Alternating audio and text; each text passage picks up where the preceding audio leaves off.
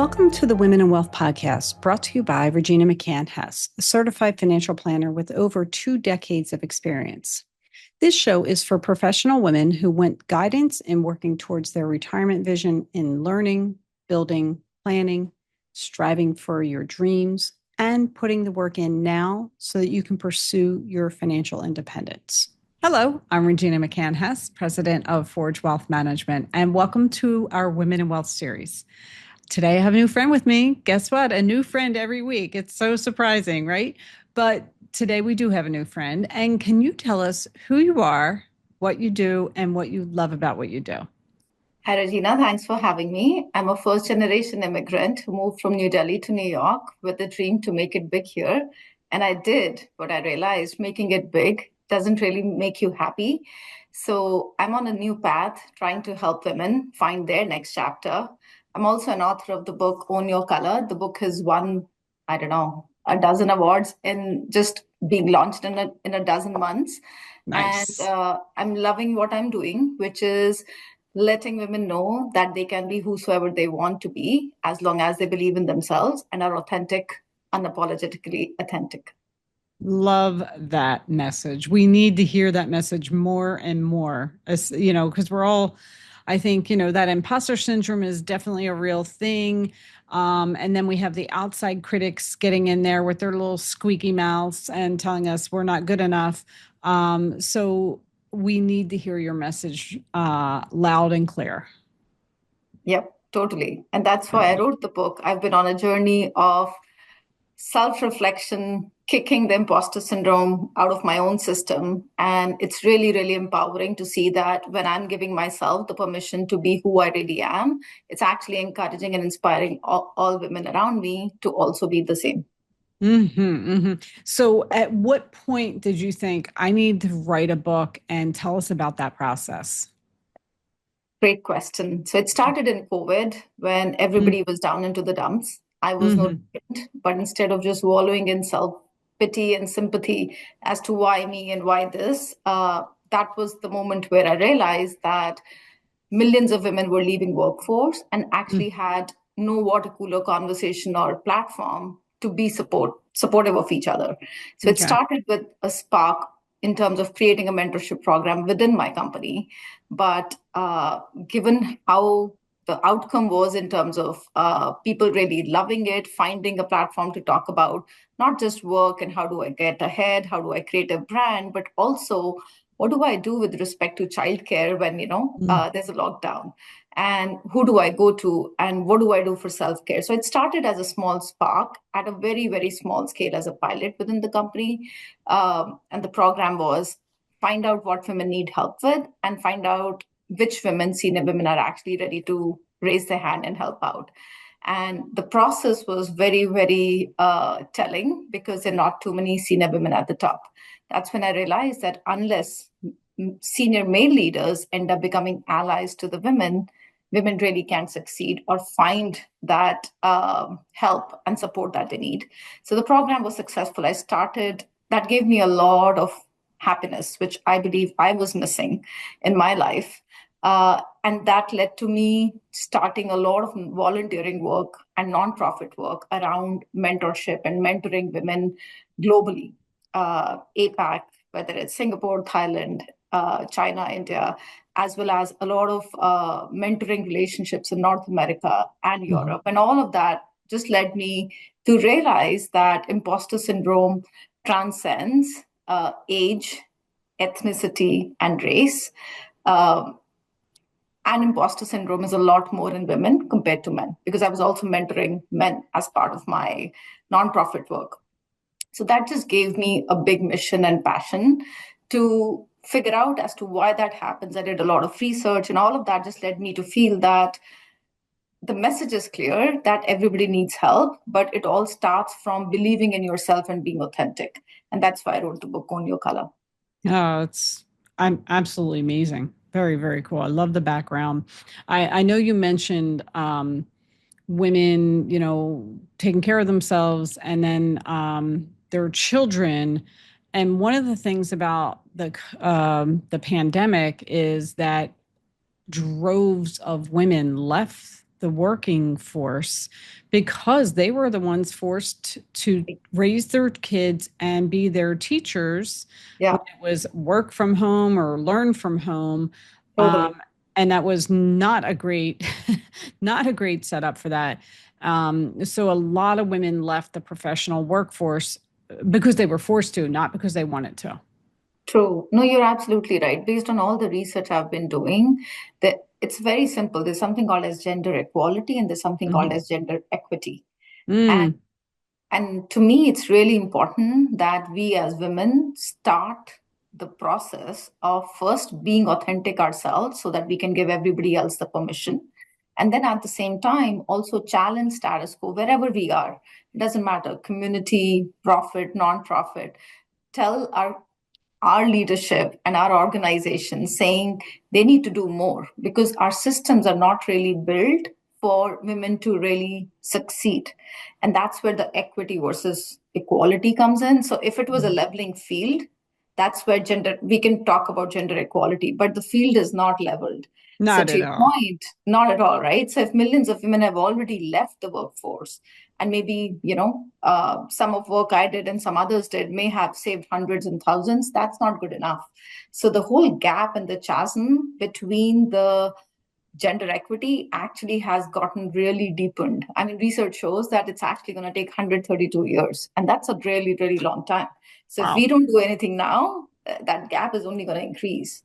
Mhm. Well, very, very true. And I honestly haven't seen it change much in my career. However, you did mention advocates, male advocates or male supporters. I forget the exact terminology, but there are a lot, we have a lot of friends in high places, Yeah. men in, corporate America and, even small, medium size and large size private companies who are very supportive of the women's initiative and I personally think that we don't give them enough credit, but I also am definitely guilty of kind of bashing them sometimes because I feel like there's not enough opportunity there for women. So we kind of lump them all together. And sometimes we need to point out that there's actually some really, really good guys out there supporting us and championing us to be better and getting us to bigger, bigger seats at the table. I can't agree more. When I moved from New Delhi to New York, it took me, and one of the key reasons I wrote the book is because I always thought that I got it and I will figure it out, like I, the me. And only when I started asking for help, that's when I actually, like, my life totally changed. So to Hmm. your point, it doesn't matter men or women. Like nobody can come help you unless they know you need help. Like one of the analogies that's really favorite of mine is like when I was a new mom, I Hmm. did not know when the baby was crying, was the baby crying because he needed a diaper change or did he need feed? I was always guessing. However, the point is the baby had to give me a signal that he needs something. So unless we as women raise our hand and say, yes, we need something, it could be anything. It could be sponsorship for us to get bigger opportunities. It could be, I need more training for me to do a better job at whatever my next chapter is, or to ask a senior male leader saying, you're in the forum, I'm not. Can you help me understand the environment around me so that I can also show up like you and get what I deserve? But we don't ask enough or often. And it's always easy to blame everyone around us and the system. And that's why, to be honest, that's why the name of the book, Own Your Color. I genuinely believe that we have to own one, our whole self, our positives, our negatives, quirks, strengths, weaknesses, idiosyncrasies. But at the same time, wherever each one of us is in our life and the journey of life, Hmm. like I myself, am responsible. And I take that responsibility for all the choices I have been making day in, day out that have gotten me here. So unless I take that ownership, I really cannot, do well, dream big, and make those dreams a reality. Yeah, yeah, no, that's a great way to put it. And I love the title of the book. Thank you. Pull that back up too, because I Oh, sure. not only do I love the title, but I love what you did with the color on it. Of course, on your color, kind of like the imagery there is really, really awesome. Thank you so much. I really appreciate that. And there is a sub line of the book which says how to unleash your limitless potential with one Mm-hmm. secret tool, m.e.n.t.o.r. And what that acronym means is, and that's actually, I found that based on my 40 plus years of life, 25 plus years in corporate America, and really learning it the hard way, right? Yeah. And it says mentor, but essentially it's an acronym. M for meditate, E for exercise, N for notate, T for thankfulness, O for ownership, and R is for reading. And why I say it's a secret tool is because I didn't just learn it overnight, but it's backed by data. It's backed by research. I have been doing it for a decade. Whosoever has taken a class or course from me, learning what it is and how to incorporate it actually has seen like significant phenomenal results because Mm-hmm. it's a micro habits and Right. doing this every day changes who you are and allows you to actually dream big and make your dreams a reality. Love it, love it, love it. So, if people want to learn a little bit more about you and your practice or business, where would they go to find more information? Yeah, that's easy. So, name of the book, ownyourcolor.com. Oh, there we go. Very good. I like easy. We all S- do. Yeah, yeah. So, I mean, you also mentioned you've been in corporate America for many years, and I would love to hear your opinion on some of the struggles that you have faced as a professional woman. So I think as a first generation immigrant, it actually becomes even harder. Mm, Some of it is self-imposed because as a child, I've always sought external validation. So mm, when I moved across the shore, knowing that I don't look like everybody, knowing that the way I talk doesn't have the same intonation, made me more self-conscious and made me worry more or think too much about should I say this, should I not say it, how it will mhm. be construed. So I would say a lot of it, for me specifically, was caused by my own self, right? I'm taking ownership. But how it actually manifested just overall is women are in minority, especially in senior leadership roles. And when you add other intersectionalities on top of gender, right, like race and socioeconomic status, it becomes even harder to to be assertive and to be confident. Yep. So, from my perspective, I struggled for a very long time, wanting to be who I really am, but not being able to do it. And my only cop out was let me just blend in. Mm, The more I fit in, the better, so that I'll be assimilated into the culture and the people, and I will be no different. But the more I tried to do that, the more I lost myself. And only when I found the courage to just courage and clarity as to who I really am was I able to seek help. In fact, my turning point in corporate America was when I found a male advocate who and a white male. We think mentors like need to be looking like us, but I think that's a myth. Only when I was mhm. able to actually get a mentor in terms of a white male, I was able to understand as to what that different perspective is, right? Like there's a lot of chat about diversity and equity and inclusion and also women, but the reality is we all, men, women, like it's a yin yang. You have to be open to understanding as to what the other perspectives are, be able to still own yours, but learn from others. And that takes practice. So I would say the shortest way of saying like what my experience has been is I've been focused on learning, but only when I Mhm. started unlearning is when I was actually able to succeed and, flourish. Yeah, that's pretty cool. That's really cool.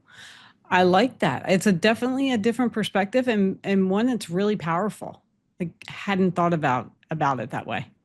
Yeah, no, totally. I think there's too much focus on learning, learning, learning, but I Hmm. think it's harder to unlearn So when you Oh, unlearn yes. and then learn and relearn, that's when you're opening yourself up to all possibilities. Unlearning completely one of the hardest things you could do. Yes. Mm-mm-mm. All right. I'm gonna remember that one. That's a golden nugget. All right. So now we're gonna get in our time machine and I'm gonna ask you, what is your vision of retirement? Actually, that's a great question. I would say my vision of retirement is doing what I'm doing right now, which is actually having the freedom to choose joy, Mm-hmm. uh, do more of what fills my cup and makes me happy. And Nice. yeah, and for me, I find happiness when I'm actually able to ignite a spark in another person, especially a woman, saying yes, she can do it too, and there is nothing that's outside her reach, and then actually enabling or creating a system with respect to mentorship to help that woman or that community or the organization just be that collective power to help each other and lift each other. So I would Yeah. like to just do more and more of that as I retire. That's a great plan. I love it. And it's so selfless because well, you want to keep doing it because you love it, but at the same token you want to help people along the way. So you're able to just continually add joy, but still do something that you love while also helping people.